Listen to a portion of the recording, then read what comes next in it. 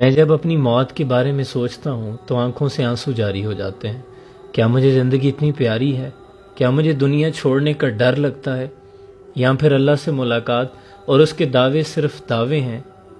بات یہ نہیں، بات صرف یہ ہے کہ زندگی اس قدر اطمینان سے نہیں گزاری کہ اس دنیا سے چھوڑتے ہوئے دل مطمئن ہو۔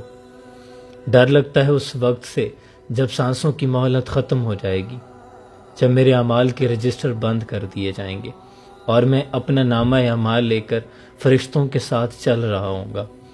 اس روز یہاں تو مجھ پر آسمان کے دروازے کھول دیے جائیں گے، جہنم سے چھٹکارے کا پروانہ ملے گا، جنت کی نوید ملے گی اور میں قبر میں سکون سے اتر جاؤں گا۔